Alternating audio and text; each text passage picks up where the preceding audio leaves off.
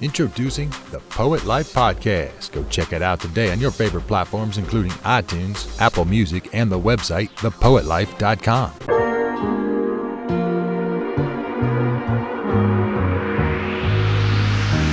Find the way. Hey, it's Christoph Wrights of the Poet Life Podcast. I am excited tonight to be speaking with a good friend of mine. His name is Scott Hannah Weir. How are you, sir? Hey, I'm great. It's great to be talking with you. Indeed, likewise. You know, for those who don't know, Scott and I have been working on a passion project for the past almost, 9 months? Yeah. Feels like one as to how fast it came together at the end, though. know, it's so crazy. It's been a long time. We were meeting like on Zoom for, like each week, and our most recent episode, I spoke with Nina Bruton, the feature spoken word artist in the project of America, You're Beautiful. And Scott, tell me what was your role in this project? Well, I was really lucky. So I'm out in California, and I direct choirs at a university, Santa Clara University out here, and have a community choir. But I also do some composition on the side, mostly for choirs. That's mostly the kind of music that I've written. And Bridge wanted me to help out to write a new piece of music. And so my role for the film was to create the music that the voices in Bridge ended up singing. That was the underscoring for bringing Nina's words to life. So, I mean, it was great. I've never scored poetry like that before. So that was such a great experience. Yeah. Wow. So that's a first for you. Yeah. There's no project like this that I've ever done before, right? Even, and it's not like I don't work with words and poets. Sure. But usually when somebody who writes for choir or for voices finds a poem, they usually find a poem that's already out there, that's already written. We don't often get to collaborate with a poet to bring something to life that's new. And then beyond that, usually once the poet gives us the words, their part's done. And we're just looking at that poem and trying to get in the head of the poet and figure out how do we bring these words to life. But this was totally different because it was like Nina's right there on the Zoom call with me. And I'm like, well, I don't know. Listen to what I wrote. Do you think this fits what you said? How do you feel about it? And so it was so cool. And we weren't ever singing the words that she wrote. That's the other thing. It was all about being an underscoring and a way to augment the words, which I think is what a lot of choral music is anyway, right? It's really good music that has text, has really good text to begin with, because if it doesn't, it's not going to be very good music. You got to have a really good poem. Otherwise, what are you even working with as your base material? But this one, we weren't even trying to reinterpret those words. We were just trying to give it even more body and hit on more senses. And so, it was so cool. So, okay. For those who don't know, like myself, sure. What is choral music? Well, I'm trying to figure that out myself. It's broad, right? Generally it's like any music that's written for choir, right? So a group of people singing together, that's choral music. Okay. Now, I mean, if it's like 2 or 3 soloists, it might not feel like, a choir, but I mean, you can think of if you've got a soloist up there with a backing group, that's kind of a choir. They might be a small choir, but usually with multiple parts and people make it up some harmony, right? Gospel music, a lot of it, very choral, huge choral tradition. Spiritual, an incredible choral tradition, right? Hymn singing, in church, that's choral music. Okay. And then also music that's written for choirs, often academic or community organizations that's meant for concerts, right? So, which is a lot of what I do is, people who have fancy ideas about what voices can do, and, us trying to bring that music to life with my university choirs and things like that. But I mean, fundamentally, it's just people singing together. That's Gotcha. choral music. Okay, so that's choral. What about chamber? Yeah. So that's a great distinction, right? Because I've got a choir of 80 voices that are, volunteer people who are like engineers and lawyers and Wow. retirees and right out of college trying to figure out what they're doing. And that's, a choir. That's not chamber music, Okay. because the idea of chamber music comes from like it could fit inside a chamber, like as in a small room, and like that would have to be a really big chamber. Okay. Some people have chamber choirs now that they call chamber choirs that are like 50 people, and I'm like, what room are y'all performing in? I don't know. I don't know what little intimate setting this is, but I think the heart of chamber music is like small group, usually one person doing one thing. Like we have a violinist, or we have like one tenor who's singing that part. And you're all making music, usually without a conductor, without anybody up there waving and leading you, but you're all taking group responsibility for how the music Mhm. gets made. And you're doing it really collaboratively. Like that can happen when you got 80 people, but 80 people left to their own devices tends not to work out super well. Like, Right. I mean, if they're really focused and good, that could be fine. And you can have Sure. moments that feel like that at a performance, but it's hard for everyone to just, 80 people to go and then just start. Like, it's probably not going to be great. But you get 5 people in a room, that totally can happen, and you can really create something that feels organic and alive. And so Gotcha. that's what bridge is, right? So bridge is singing choral music, but they're a vocal chamber group because they've only got like one person singing one voice part and one person singing another voice part. And so the like individual accountability for each musician is super high. Like, Right. if you Right. mess up, well, it's just you. So what are you going to do about that, right? So Wow. yeah, and they're That's all such professionals that's one of the reasons it was so amazing to work with them. They're so good, Gosh, that's a lot of responsibility, man. right? In a choir, you can kind of fall off and then jump back in, you Well, know. it's one of the things I love about choir, right? Because for me, like I've always been like really a teacher at heart. I think music is the subject, but like in a lot of ways, my profession is teaching, and I love the fact that in a choir, people who don't feel like they're as confident or have as much skill can end up doing things that they never even dreamed they could do because Mm. they've got a whole team around them supporting them.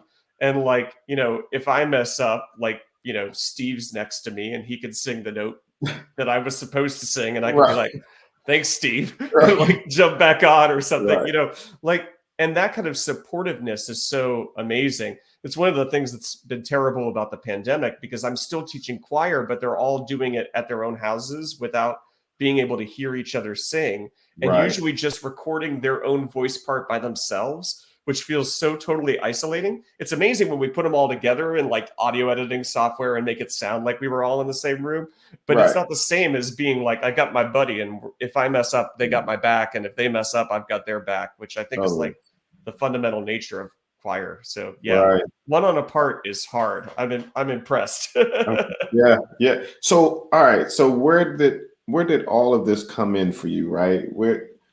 When did you start composing? Oh man. Well, when I was in high school, middle school, maybe even, it was, I can't remember if it was like late middle school or early high school, but I think I had always been interested in like writing songs and had ideas. And, I grew up singing in choir and taking piano lessons, and like my family was really supportive of me of doing music, which was awesome because I loved it. Wow. And I got to do this crazy program one summer. I must have been in like eighth grade or something like that. Hmm. Called, and I grew up in North Carolina, and Okay. it was a program with Opera Carolina where called like Opera Fest or something like that, and we wrote in a week an opera and then learned it and performed it In a week. in a week. So there were like 4 other people who were writing music, and like maybe 5 or 7 people who were writing the script, And then there were people who were going to be actors and like scenic designers. And so like we would have big meetings about like what's the concept of the thing, and then we'd all go work on sections of it and try to bring Right. it all together. And we would sit in this office with like, there was a guy who was like, I think a senior in high school, and he was the coolest guy I had ever met. His name was Bobby. And he like sits down and is like, I've been working on this piece, and he plays it on the notation software that can like play back what he's been writing. And I'm like, I've never heard anybody just like write something like that. It blew my mind. And I'm like, I get to like sit right next to this guy, and he has this level of skill, and I like don't even know what I'm doing, and like trying to get there. And like we were all working together and giving each other feedback, and it was like such a creative space that it made me feel like, well, yeah, I can do this. Like anybody can do this. Like just sit down and start trying. And so then I did for years and years. And I mean, like my focus was always like, I'm going to wave my arms at choir, and I'm going to teach choir. Right. But in my life, I've always come back to like having musical ideas that I wanted to like bring to life. And, you know, sometimes I've had time to do it, and sometimes I haven't had time to do it. And it's been cool that like, you know, now that I'm in the kind of position that I am, I have like enough time to sometimes be creative, right? I think, you know, sometimes when we're like in the middle of school or we have a job that like is very demanding, it's so hard to carve out that space where you feel like you can be creative and to like you might have ideas, but how can you even find the time to explore them and to mess with them and to figure out what do I do with that? And I've been lucky because I not only have like the space to be creative, but I also have like a choir that I get to decide what they sing. So sometimes I could be like, yo, sing this. Right. So, you know, like a lot of music has been written for my own ensembles because they have no choice. And, you know, I try not to subject them to things that are terrible. Like I try to make sure it's good before I give it to them, or something that like fits a particular program we're doing, or like, you know, some kind of new arrangement of a song that they might really like. But then, you know, people heard that I do that. And so every once in a while I get to write for other people, which is really fun. Wow. So, yeah. So that's sort of like how I got into this space. It's just always been a side thing that I'm passionate about, and like, but don't always get to make my main focus, but something that I really love. Got it. Got you. So how much of your life is music? Oh man, like, you know, 90%. Like, Wow. you know, it's funny. The one of the blessings of the pandemic is that I don't have concerts anymore. So I actually get to see my family. You know, like usually I'm out many nights a week with like late night rehearsals, or, you know, putting together final like rehearsals for a performance, or doing a performance, or going to performances of colleagues. And that's all not been happening. So it's been amazing because I get to spend a lot of time with my family now. But under normal circumstances, I mean, it's like lots of hours doing it, you know, because there's the time you spend up in front of people trying to teach them the music and help them interpret it and bring it to life. There's also the time that you spend studying it to figure out how you're supposed to teach it to people, looking for new music so that you're programming things that are, you know, diverse, interesting, representative, some things that people will enjoy, that are good challenges for the singers, but doable. You know, finding all of that stuff takes forever. You know, I feel like if anyone's ever looked for a quote at like a, you know, wedding, or you know, like some kind of shower or something, where you're like, I need to find the right quote for this moment, you know how long that kind of search takes. So like, it's that for music all the time. And then, you know, trying to be creative with it, and doing my own side projects. So I mean, a lot. Like I'm lucky that it's really my full-time gig, which is so cool. Wow, man. Did you have a job before and you said, listen, I'm doing this full time? I always wanted to go into teaching music. So like when I finished, you know, high school, I went on and like to a music education program. So I like got my bachelor's in music ed. And so I thought, okay, I'm going to go teach high school choir. Like, Okay. and that's what I'm going to do for the rest of my life. Now, that is not to say that I have not had a lot of other jobs, Sure. because I was in college trying to make ends meet. I Right. was a really horrible waiter at a really bad restaurant. I worked at a like family owned kitchen supply store, kind of like Williams Sonoma, but like, just a family ran it for decades. Yeah. When I was in grad school after undergrad, I was like an assistant manager at Pier 1 Imports. Like I've done all kinds of other things. And like when I graduated, so I like did my undergrad, I'm like, okay, I'm going to go get even more training. And so I went in right on and got a master's in conducting, which sounds like the most pretentious thing you could possibly get. Like I am now super expert at moving my hand in this kind of pattern, right? And when I finished, I was like, okay, I'm going to get a high school teaching job or a community choir job or a children's choir job or really any kind of choir job. And there was like nothing. And so I worked at a music publishing company and I did typesetting of music. So I would like they did like scholarly journals and publications. And so people would send in the music that they wanted to look really beautiful in the book. And my job was to like type in the music and make it look right. Like not really creative very much at all, Okay. but like data entry for music. For music. Yeah, and that was like my first job out of my like master's degree. Like not really doing any music like performance for the most part at all. Wow. Yeah. So the good thing about that though was that it really made me realize that like a 9 to 5 desk job was not for me. Like I learned really quickly that I was like, wait, so what else could I do that would be more creative and interesting? Like, can I create a training program? Can I like Right. like what can I anything that isn't just typing?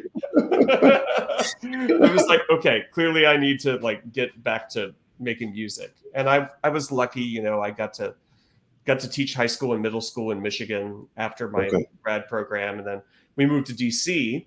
And my partner Mary was going to a job at the U.S. Department of Education in the Office for Civil Rights. She's an attorney, and I was like, okay, great, like this is awesome. We're going to move to DC, and I'm going to either see if there's a grad program I can go to, or I'll just teach some more. And Right. I was lucky. There was at University of Maryland, there was a program I really liked and they liked me. And so it was a good fit.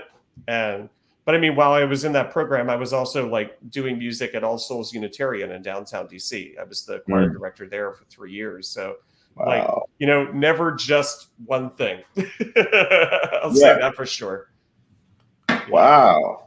Okay. And so that you were able to leverage all of that experience. And so are you contracting now, or what's the setup now? How is your musical career set up now? So I have like a full-time job as a university professor. So like, really? Yeah. So that's my big thing, right? At Santa Clara University. So I teach choirs there and I teach other courses in the music department and then do the like professory things.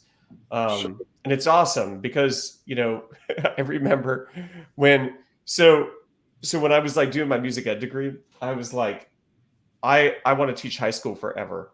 And I did my student teaching, which you do when you're doing an education degree. You go out and you work with like a master teacher for like a semester, and they slowly give you more and more responsibility and then take that back away. And then you go and like, okay, now I know what to do if I get in my own classroom.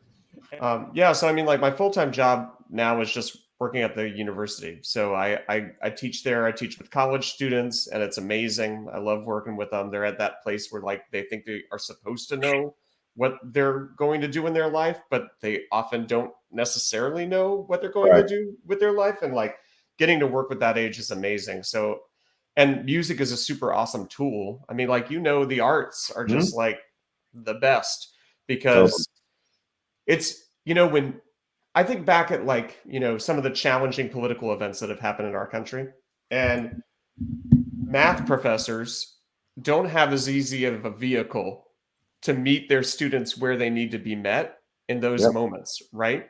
I remember I walked across campus right after the 2016 election, and a number of professors and students were feeling scared and disenfranchised and fearful of what was going to happen. We have a large um, population of undocumented students who come to our Wow. campus, and one of my English colleagues was like, oh, I just don't like, it's so hard to even know what to do with our students right now. And I said, well, thank God we're in this field.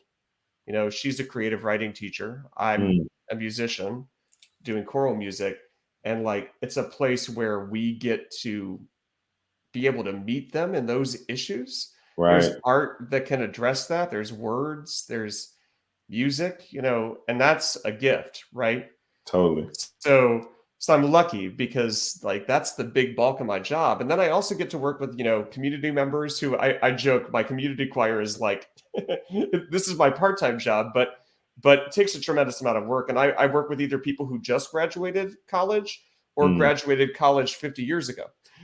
It's like that full age range. right. And it's amazing because it's like, I mean, it's the same thing about I think all of the arts is just that like they can be a lifelong activity, you know? And Sure. so I get to work with people who are just sort of getting into it or have dedicated a life to making it an important part of their hobbies and their passions, which Right. is really cool. Yeah. Wow. Wow. Wow. Okay. So from college, right? Yeah. So that's amazing, man. I've been so interested into getting into universities with poetry. Yeah. And, we've been in elementary, preschool, middle school and high school, but not college yet. Not Well, just, please come because we need your help. I got to tell you, like that. Well, one that would be amazing mm, to be able. And I think like here's the thing, right? Like when I so in choral music we deal with poetry all the time, right? right, Almost all of our music is based on poems. Maybe more of it based on Emily Dickinson than needs to be, but there's we could have a broader base of poets that sure, we look at. right, But there's some great poetry that we engage with all the time. It's like one of the fundamental parts of our textbook, if we had one, wow, right? Our wow, textbook is really the music that we sing. But when I ask my students, what does this poem mean? What does this poem make you feel? What do you think the author was trying to say? How do you think the composer brought that to life in the music? They have so few skills usually to be able to even have that kind of conversation. mm, And, you know, and I don't know if it's that poetry can feel really like impenetrable. Like, what are these metaphors and like, why are we speaking about things in ways that aren't quite so like, first you take this thing and then you assemble it with this thing and then you do this step. But it deals with such topics that I think can sometimes be overwhelming and like, whoa, can we even be talking about this? And you're like, yeah, this is a part of the human experience. right, Like poetry and music get at the core of that, you hmm know. So, I mean, I think, and it's not to say that there aren't amazing, creative writing classes or poetry literature classes, but sure, not everyone's taking those. right, So, but I don't think poetry just has to be for the people who are English majors, you know. right, That would be yeah, sad. right, yeah. It's I think in a lot of ways when we look at poetry, we're we're pretty small minded, Hmm. you know? And I think the reason for this podcast is to show the vastness of poetry and all of its glory and different elements, you Yeah. know, because I mean, this episode is going to blow somebody's mind, especially when they actually go to aybfilm.com, America You're Beautiful, the project that we just produced and released. And when they see the mesh between choral music and spoken word, it is like a match made in heaven, man. Yeah, You it's just know? amazing. And I hope everybody goes and watches it because it's so incredible. And I think like the amazing thing about it is this is how I feel about like music in general, Mhm. but I think poetry can do this, and music and poetry together is like a 1-2 punch for Right. people. You can learn about things by going to a lecture, right? You can learn Mhm. about things by reading an article. You can learn about things by, you know, watching a documentary. And all of those forms can be really powerful and really amazing. Right. But I think with like poetry, like Nina's poem, Right. you learn things from that poem and it makes you think about issues, but it connects them with your emotions in a Right. way that a lot of other forms of learning and expression don't do in the same kind of way. They Totally. don't like hit you somewhere surprising and Mhm. like touch you in a way that you're like, "Oh, I wasn't ready for that." And I think it can right? Music I think can do this too. I've written other pieces that are, really topical, current event focused, and and I think one of the power of music is that like it can present you with ideas Yes. and then you experience it as this emotional journey, not just those ideas. And so then you have to reconcile like feelings and knowledge, Yep. which is so important, I think. And I mean, I think that that's what these arts are able to do. They could, like, in a good way, they poke you in places, Right. right? That could sometimes be in your heart to make you feel warm and loved and like on fire for life. Sometimes that can be to like, poke at that place where you might feel like you aren't doing the things you need to be doing, and to make you question, well, why? What else could I be doing? What else should I be doing? Mhm. And I think that that's a powerful aspect of it, Yes. Yeah, most definitely. Yeah. It really does make a difference, especially in students' lives because they're so inundated with information, information, education, revelation, or like just Yeah. but where's the creativity that allows their mind to go to recess? You Right. know, Yeah. you can't just stimulate the left side of the brain. You really have to really, like you said, poke at and massage the right side of your brain in your creativity because in so many ways it's the imagination. Yeah. It's the imagination that allows your imagination to run free and release all of the craziness that's going on inside your head, your heart, your body, especially now. Like, Yeah. it's just too much going on right now, man. All at one time, Yeah. you know? And it's like, okay, I need a release. I need an outlet. And it's so exciting to be able to provide that for people, not just students. When Bridge called you, Yeah. uh, what was that conversation like when they presented this opportunity to you? Well, it's really interesting because like I've known Alan, who's in Mhm. Bridge for many years. He and I both went to the same school.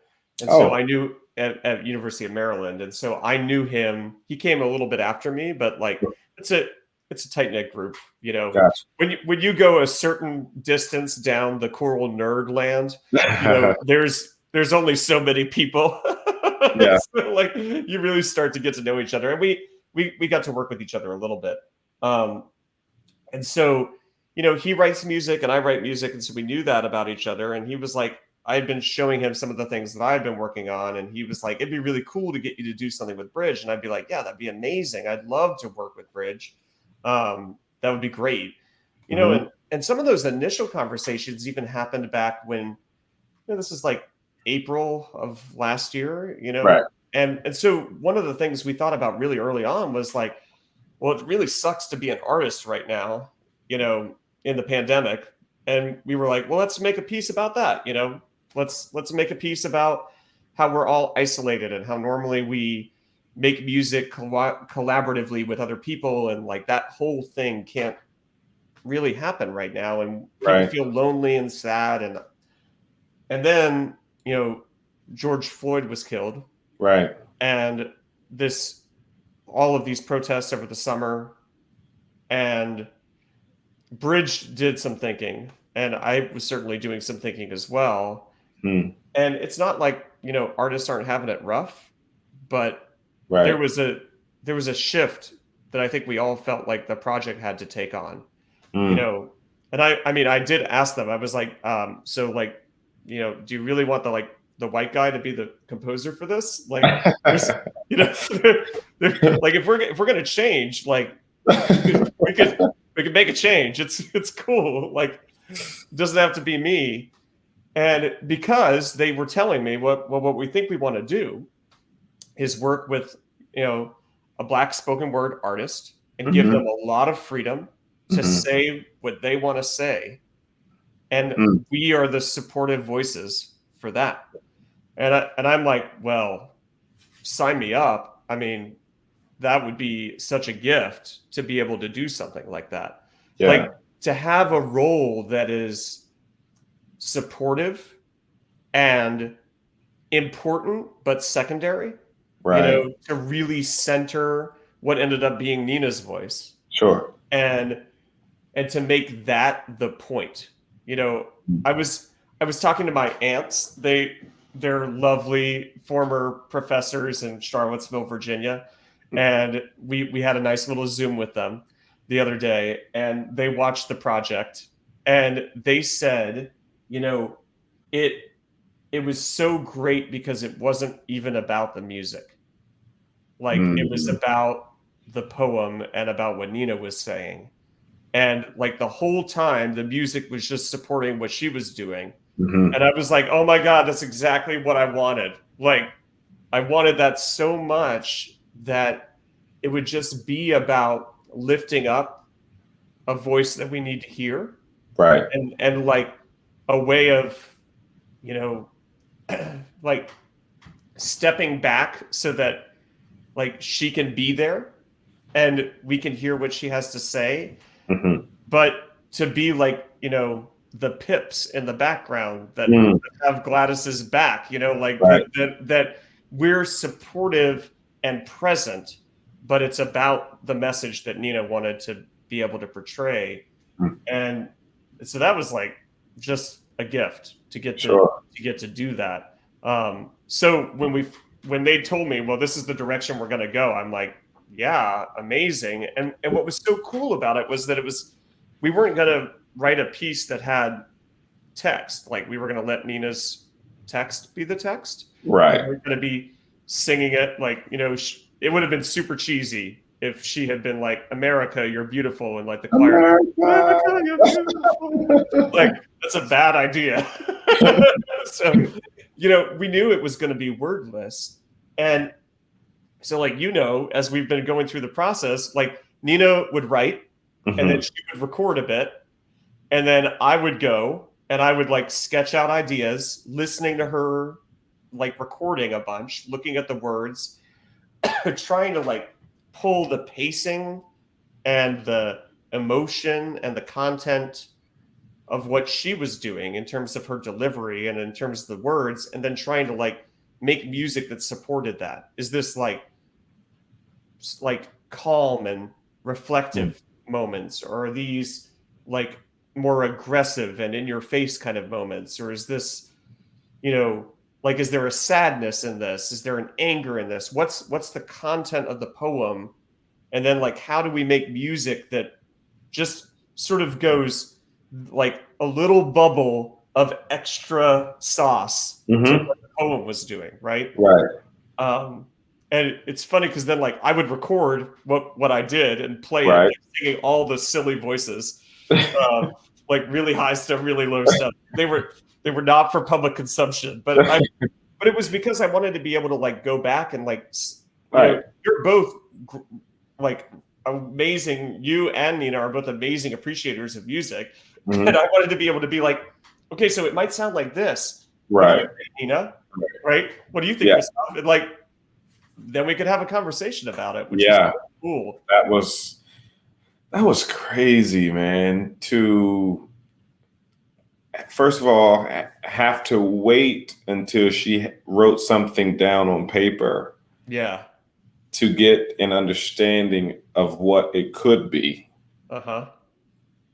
So walk me through what's going on in your head when you first get like the first part of her words, and do you just sit in silence like, okay, well, so where do I start? Right. Like, well, yeah, and I mean, I like it's kind of daunting, right? I think what's worse, to be totally honest, is the moment before you get something, right? Yeah. Like when you're just waiting and you have no idea, like because I had no idea. I don't think Bridge had any idea what direction Nina would go. I had no idea. Yeah, and I mean, she went in like the perfect direction. It's just amazing. But like, I didn't know what to expect, right? And so she shows up at the first meeting and it has some sketch and says, well, you know, I like listened. I was really thinking about Ray Charles's version of America the Beautiful. And I was like, okay, all right. You know, I am not Ray Charles. If you know, like, I don't think a classical choral vocal ensemble is Ray Charles. Okay. But like, so it was interesting because I was like, ooh, this might be tricky, right? Because the first thing that I went to was, well, let's use that. Like, let's find a way to like sample that or to have the feeling of that piece, like the way that they did it, right? And there's a choir and there's a like band and you know Ray is playing and singing and it sounds amazing. And I was like, this could be really cool. But then when I listened to it, I'm like, well, that's his version though, you know? Right. Like that's not my version of the music. That's not Bridges' version of the music. And that's an inspiration of Nina's, but Nina didn't like write another verse to America the Beautiful. Right. She used that as like a jumping off point. So I was like, okay, so what do I do? You know, and I thought about where that song got the best and like some of the things in it that were so good, you know. And I think when the choir comes in, ba dee dee da da, like, oh, it's so good. And so I was thinking about that ba dee da. And I'm like, well, what if we just sort of went with that? Like, what if we don't do all the other things, right? And maybe mess with the theme, but make it more like a riff on it rather than just the song. And then once I sort of thought about that, I went back to what Nina had done, and I'm like, well, that's what Nina's doing. She's riffing on America the Beautiful, but she's not doing America the Beautiful. She has these inflection points that are like, America, you're beautiful. And so I tried to tie it back to the song in those moments. And then I'm like, okay, so if I did that, now there's just things I can fill in between. And I can start to think, okay, where's she going with this idea? What part of America the Beautiful does this feel like it is? What does that part of America the Beautiful sound like? How do I mess with it to like get it to be the way she's saying it? Right. And something that can underpin that. And so then it was like a lot of, you know, this is the less exciting, glamorous part of composition where I'm just like listening to Nina's poem, slamming some things on the piano, being like, no, I don't know, you know, singing some stuff into the computer, recording it, playing her thing, being like, Like, let me write these. No, scratch. What about this idea? Well, later, maybe. No, not later, and like, I think it's easy to feel like, I think this goes for all kinds of artistic creation, right? I think at the end of it, it always looks like, oh, I'm sure that must have just sprung out of your head and it was Right. fully formed as an idea. And like, no, it was like, here's some good ideas. Here's some other ideas. Let me Mhm. try to connect the really good ideas. Let me go back and edit the connections so that they actually don't just sound like connections, but become good ideas themselves. Right. Then a part that I think a lot of people miss and what was so special about this project was like, okay, I just finished working on this. Let me show it to you all that I love and respect. What do you all think of it? And then we all got to talk about it, Right. which is like so much better, Mhm. to have that moment of like creating together. And it was crazy because like Nina was writing the poem as I was like writing the music for the previous section. Right. So like she'd come back with a new section and I'd be like, here's music for the last section. She'd be like, ooh, Yeah. and I feel like there was a lot of Yes. influence that, went back and forth in terms of how that evolved. I think fundamentally the poem inspired the most because that was really the source of everything that we were doing. But like there was a flow of ideas and creativity, which was so great, That's Yeah. amazing. It's like putting a puzzle together. Uh-huh. But you don't even really know what the pieces look like yet. You're like, okay, so I just made this piece. I wonder if it goes to this puzzle. We're What is jamming it. We're yeah, jamming it in. what is this puzzle of? I don't Right. know. So you mentioned earlier that your partner worked with like a civil rights organization or Yeah, she worked for the U.S. Department of Education in their Office for Civil Rights for almost 8 years. First in D.C. and then remotely for a while we were in California. Now she works for the County of Santa Clara as an attorney. But yeah, so she's a civil rights attorney and education attorney. okay. All right. So when all of this was going on, right, with Yeah. George Floyd and all of the other names, um, how was that playing in you all's mind, together, right? Yeah. With all of what she does, and was it heavy on her side because she's in that lane, or what did Yeah. that look like? Well,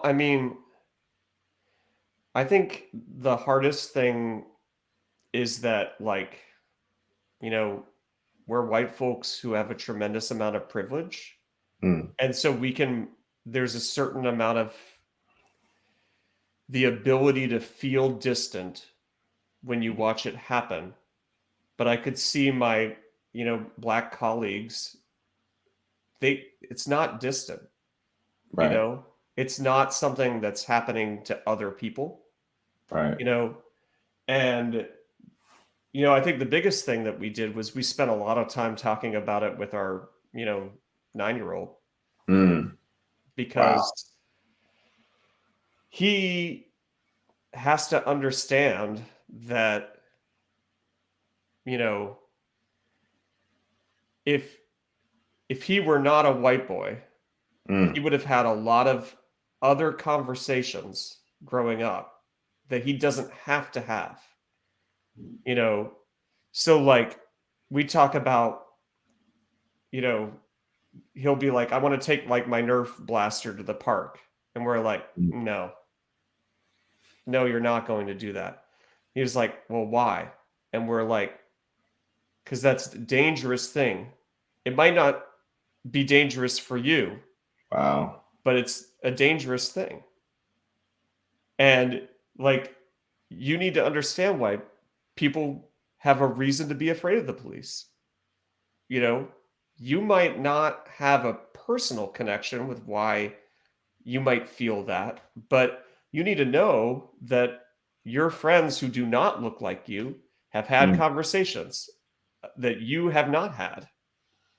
And so we have the conversations about the conversations we're not having, and why we don't have to have them. And I think spent a lot of time trying to contextualize, went to protests, tried to help with action on our campus where we could. Certainly Mary is connected to all kinds of lawyer organizations and does advocacy work and is brilliant and tries to work for good in all kinds of ways. And it's super inspiring. It's the kind of thing that often makes me like,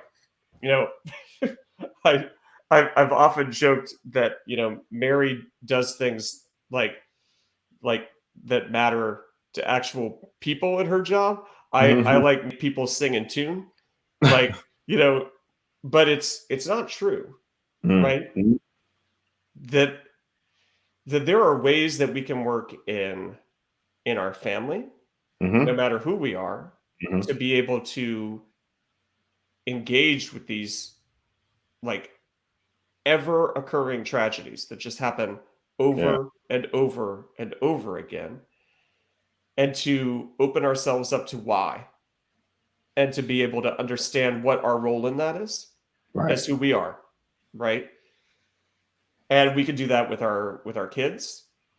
We can do that, and we can have those especially as white people, we can have those conversations with our kids so they understand that like they have a context for the other kinds of conversations that are happening in our country, right? Which I think is so important. But we can do that in the way that we teach, that we not just do music about flowers and rainbows and happiness and sunshine, but like right before the pandemic, we were doing an entire concert themed around immigration. And we're doing all kinds of incredible stuff to understand it. Like it was called Where Are We From? Where Are We Going? And it was really an opportunity to use art to talk about like what's currently happening in the world. That was back a year ago. That got canceled, but that was sort of where we were. So, I think like when these kinds of things keep on happening, I think it just keeps on making us. I'm very grateful that I have a partner who's so close and so well informed about these issues to be able to help me figure out how to talk about them and how to do something about them in my daily life, right? Like there are ways that I can live my life and do my job where I can be intentionally anti-racist, and like how do I go about doing that, and make that amount of difference. I think sometimes people get petrified because they're like, well, what can I do? And you're like, well, you could do the things you have control over. You could at least do that. So I mean, yeah, it was heavy, but it wasn't as heavy for us as for a lot of people. And I think that that's something we really tried to sit with and to think about, well, what can we do then? Right. That was huge what you said, recognizing and understanding the conversations that you don't have to have. Yeah.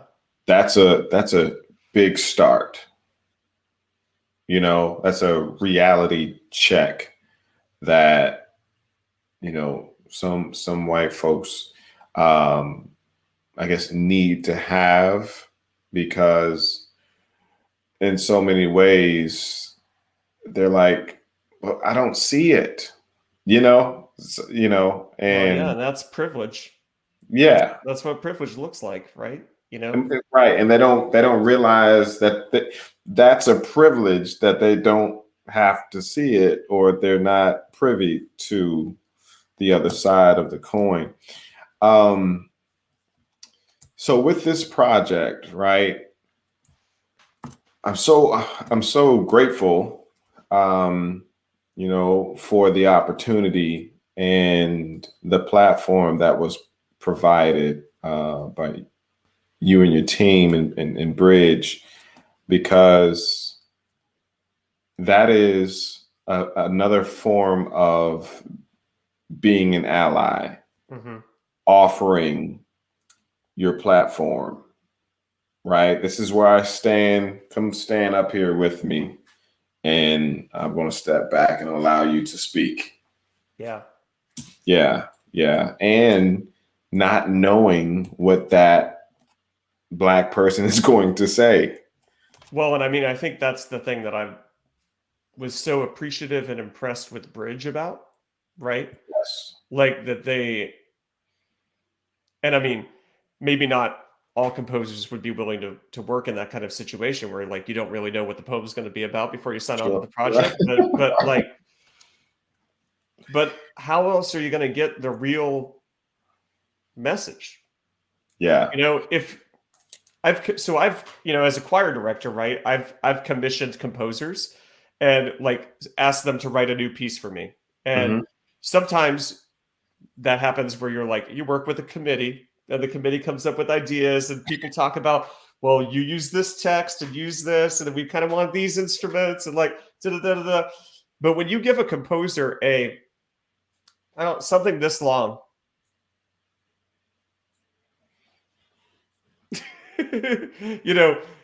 that can be terrifying as a composer, but that can also Sure. be a great gift, right? Because that's the opportunity to be like, we're committing to it.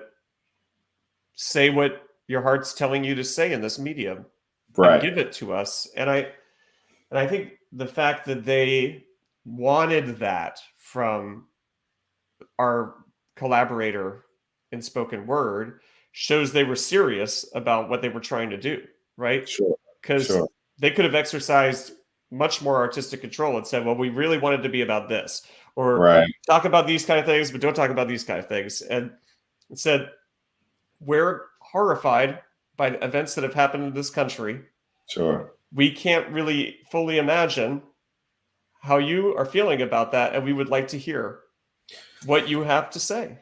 But I took on the responsibility of choosing a poet that could let me choose my words right. I took the responsibility of choosing a poet that could voice his or her honesty, anger, curiosity, all of these different emotions, right? But display them in a way that is not off-putting.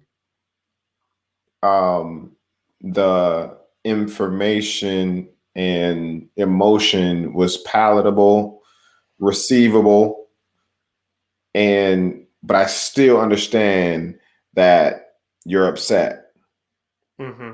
right? Yeah. Because that's not an easy job to do, because No. if it's all anger, then it won't be received at all. It's going to be, anger is going to return, right? And so ultimately, we want people to hear and understand our voice.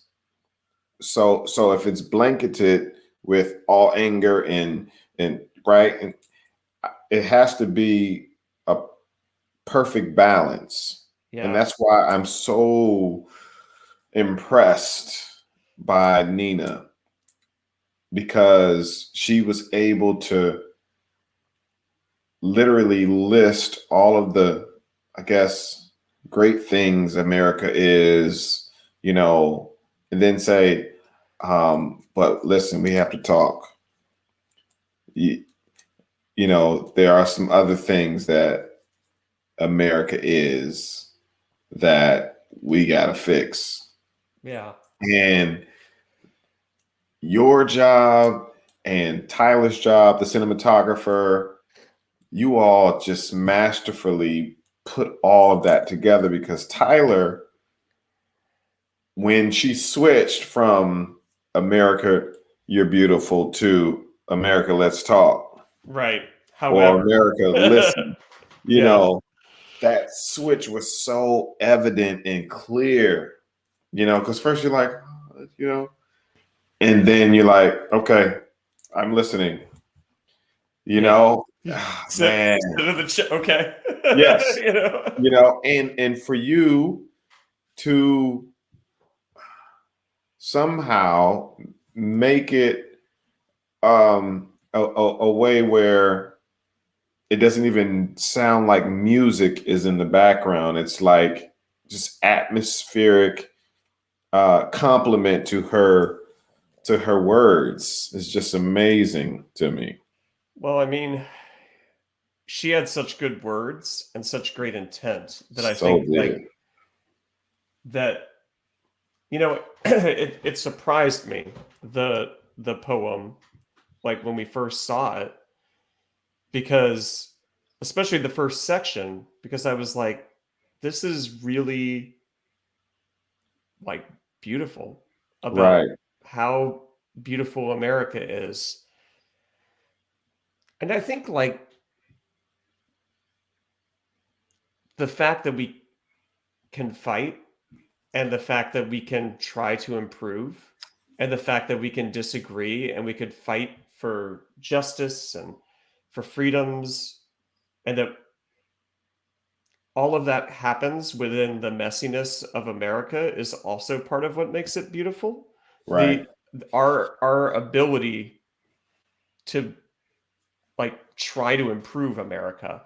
And Hmm. I think sometimes, like what there, so, I took a choir to Spain, and when you go with a bunch of Americans abroad, there's like, you know, it could be interesting, right? So on one hand, America is not always politically where you might want it to be in terms of being a great world leader. And this was not one of those times. And so we were abroad in Spain and feeling like, I wonder how people are going to feel about us right now. And are they going to be like really angry about what all is happening in America and how we're not doing all of these various different things?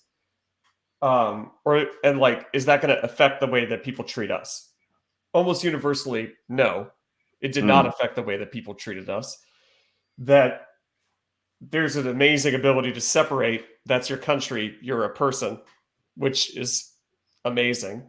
right. But you can feel really down on some of the things that are happening in the country. And then we met an old Spanish priest who was talking to us before we went on to sing a concert.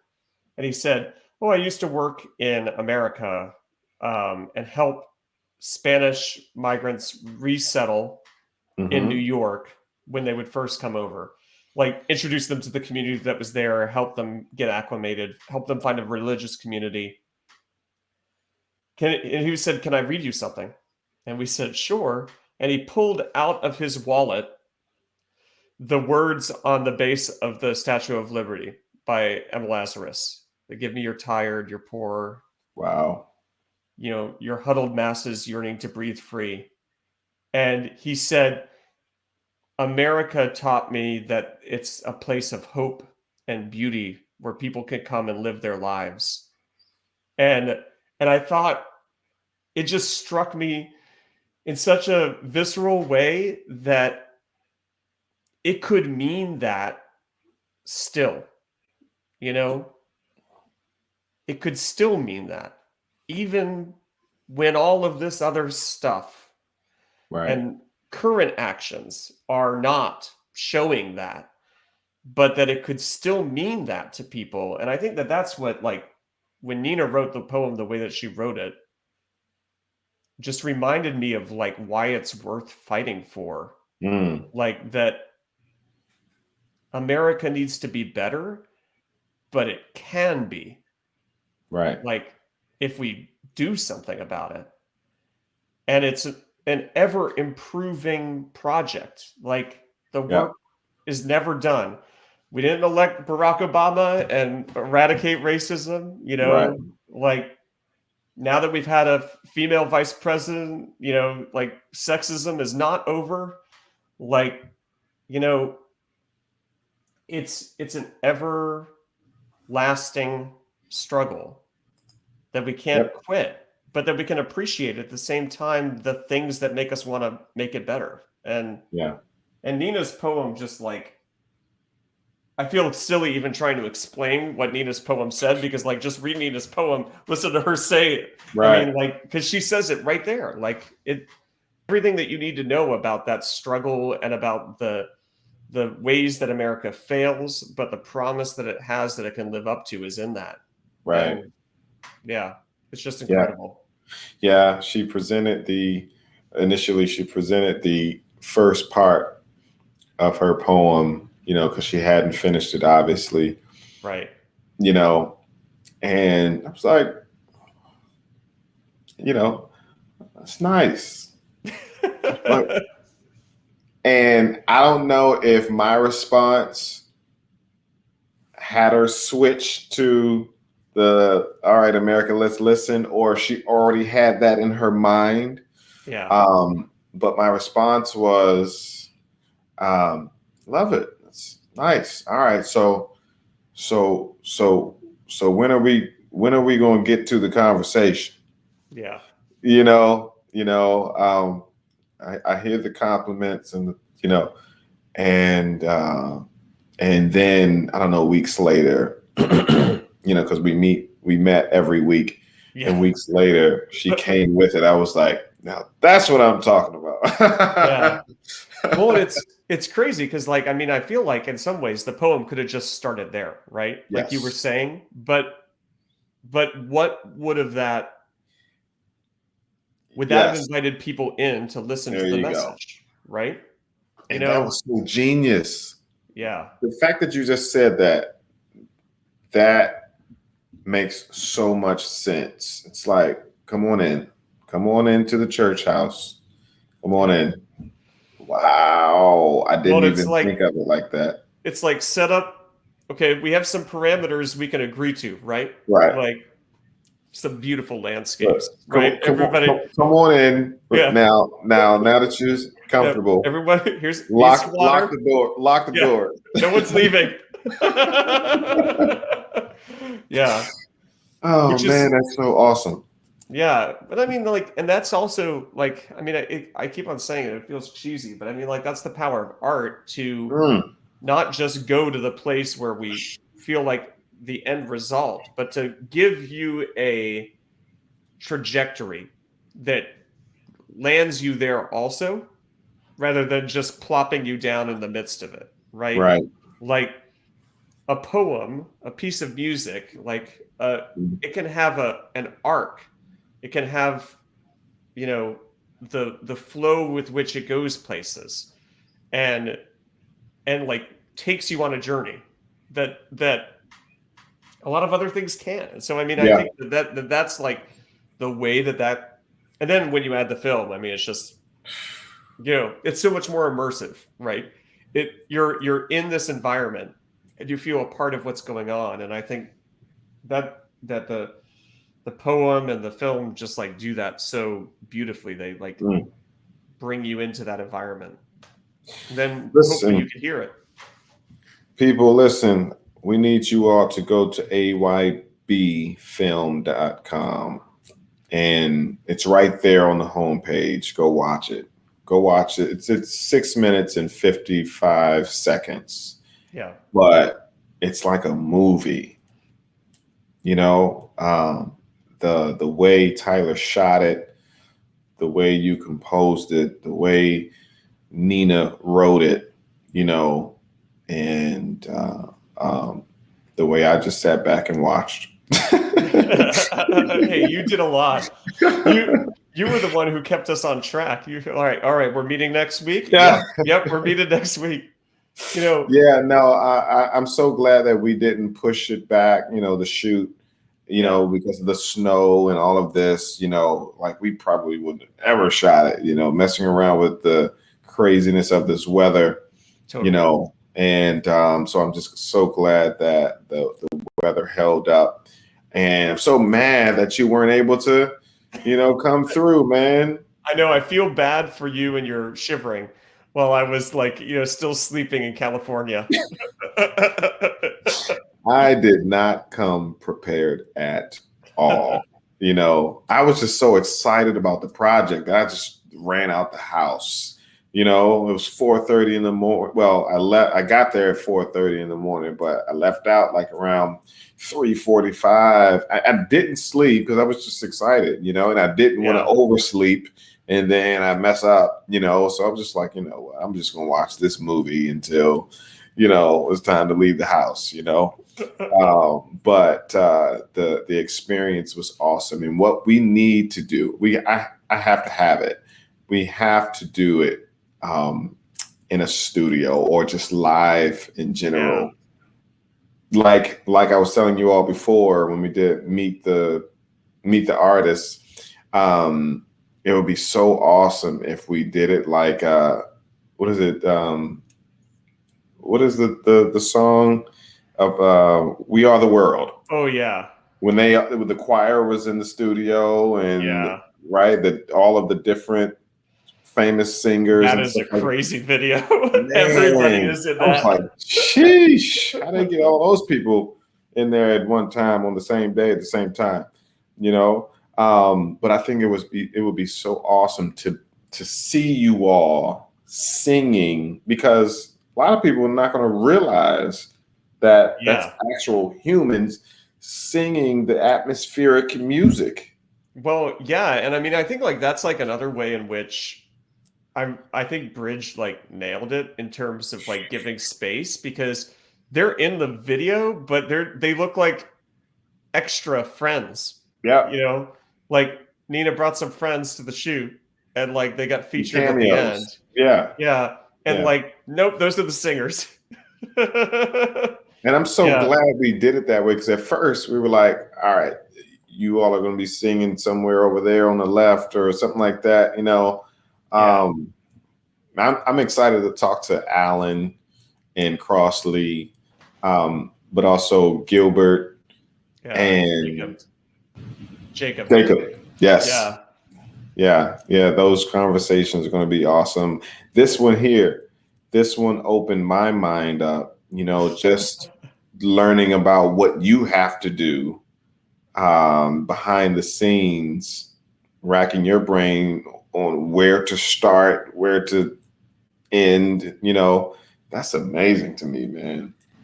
Well, I mean, I feel like it's like any creative process though, right? Like, you know, hopefully there's a spark of a great idea or a wonderful circumstance that's causing you to like want to make something, right? Sure. You know, and if you have that spark, like that moment, or even just sometimes the time to like sort of sit down and try, right? You know, that I think remembering it doesn't have to be perfect, but it can be a project, right? Right. That like because I think that's the hardest part. I mean, it's so hard as a composer sometimes, in the same way that I think if you're writing, like you're staring at that blank page and you're like, okay, I know I got to write something, but I don't know what it's going to be. You know, take the plunge and write something terrible. Right. It might not be, you know, like, but getting started and getting something on the page was the biggest thing for me. And like once I heard like my little demo of like a little bit of it, I was like, okay, maybe this could work, right? Maybe this could work. And then, you know, the best thing about it was that I got to springboard it off everybody else. Yes. And then Nina kept creating amazing things for me to be inspired by. So like that made it simple. So like, thanks, Nina. Yeah. She's awesome. And again, for those who did not get to see the previous episode, go watch her episode. I believe the title is learning how to be the light with your words. Yeah. You know, and that's her company name, Be the Light, you know, and so I figured I'd creatively incorporate her company name into the title of her episode. And man, that's so awesome. Look, everybody, I'm going to show this right here, aybfilm.com. Go now, check it out. Let us know what you feel about it. You know, I believe we have a contact form there. And, you know, actually, I don't know if I told you, but Nina is actually in the process of drafting a curriculum for this project, right? Amazing. So when universities, high schools, middle schools, organizations, nonprofits reach out and say, "Hey, let's have a workshop," we'll already Yeah. have a curriculum in place. We can watch the film with them and do some, different activities to really spark up the conversation, because this is why we actually did the project. It is to spark the conversation. It's not just to do a project Right. and say we did a project. No, I mean, it would be great if art could just sit there in a box and be art, but I don't think Right. that that's the only purpose of art, and certainly Exactly. not the purpose of this art. Right. Yeah. Not We at want all. we want things to come from it. Yes. Yes. There's Most work to be definitely. done and we all have a role. So like Indeed. that's what it's about. And having conversations like this, which is just Yes. awesome. Yes. Yeah. I wanted to creatively get all of the cast on the podcast and get everybody's perspective, right? Get the Nina, the writer, you, the composer. Did I reach out to Tyler? I think I did. I don't know. Oh, If I didn't, I need you to. better. Yes, I need to get the cinematographer's point of view, Yeah. but also Alan and Crossley, the producers, the Yeah. mind behind it all. Then Jacob and Gilbert, the project managers almost. Right. They were on it. Yeah. Well, I mean, like it was like every step of the way there was just more professionalism and more enthusiasm, and I was like, "Oh my God, y'all are doing this." You never know, like when you sign up for a project, right? Like you can Yeah. trust people and think like, "I bet this is going to be okay," but like Right. until you've done the project, you never really know how it's going to go. And And I just until it kept on feeling starts. like, yeah, like, "Oh wow, this is really great." Right. That's what happened the whole time with this. It was amazing. It was perfect. It was Yeah. perfect. So everybody go check that out. aybfilm.com. This is Scott Hannah Weir. Thank you so much, Scott. I really appreciate you coming on. The information that you shared with us. This is going to inspire so many people.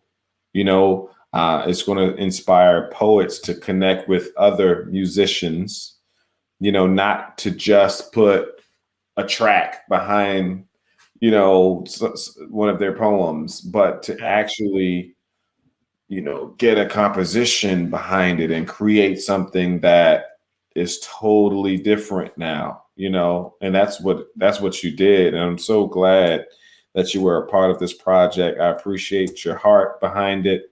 Tell your wife we said hi.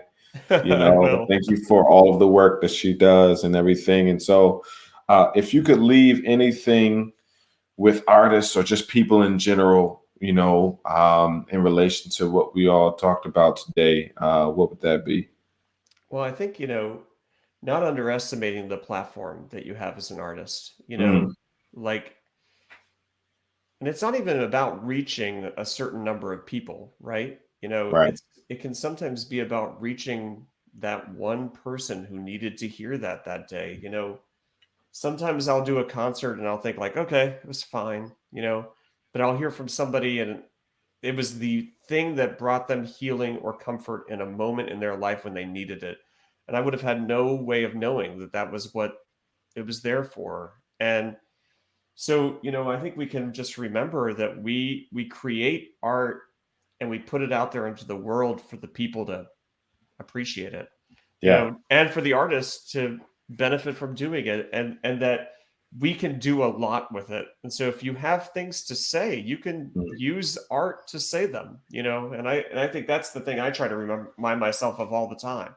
that's good. Like, yeah. That's awesome. Scott, thank you so much.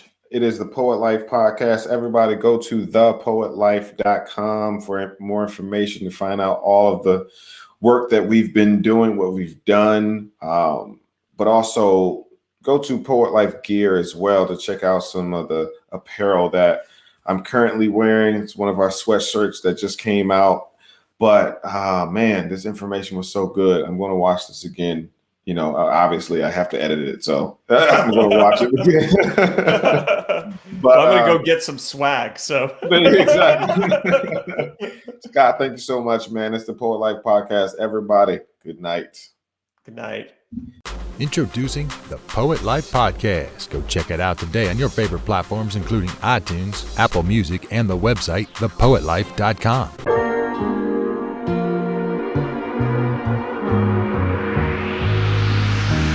Find a way.